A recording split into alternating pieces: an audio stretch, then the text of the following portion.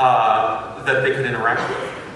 But it took a while for Twitter to grow and really to reach critical mass as a tool that could be used beyond just talking about Twitter and food. So for example, this is my very first tweet in 2007.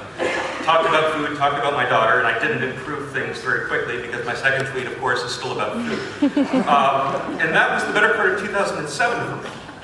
But at the end of 2007, late December, I was stuck at an airport, Denver airport, trying to get home from the holidays. And as I was watching Twitter, I suddenly started seeing all of these messages that something had happened to Benazir Bhutto in Pakistan. And no one was sure exactly what had happened. Now my flight was delayed for an hour or two, and in that time, I stared at my phone, trying to find as many people as possible who had any sense of what was truly going on. Friends of friends would find people in Pakistan. Other friends would monitor news wires. And within a period of time, we heard this. Bhutto's death had been announced on Pakistani TV. And for me, this was very much a wake-up call because it was the first time I had seen a breaking news story become a topic on Twitter. And not only was it being discussed, people were trying to get at the truth of it. Because in the aftermath of the assassination, no one knew for some time exactly what had happened. And having a community of people to work together to try to figure it out was a powerful moment for me because I realized this is something that could be done across journalism in all sorts of different contexts.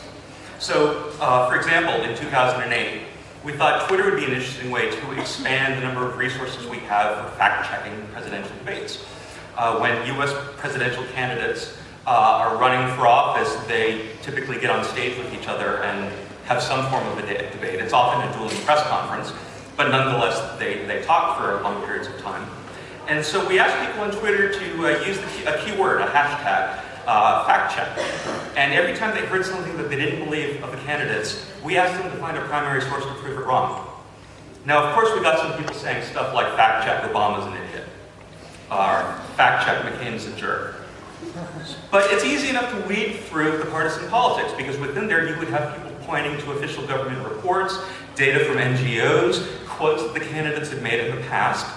And so even though we had only 4 or 5 reporters focusing on fact-checking during each debate, it was like we had 150 other research assistants because so many people would come out of the woodwork on Twitter to help us cover it. So this was the type of experiment I would typically do on Twitter.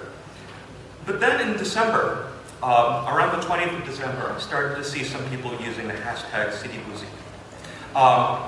Chad alluded to earlier that in my previous job I worked at a project called the Digital Divide Network, which focused on bringing media literacy and internet access around the world.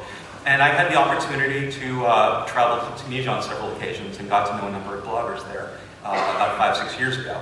I was also part of a team volunteering at Harvard that ended up creating a project called Global Voices Online, which intended to give bloggers around the world a voice to a Western audience.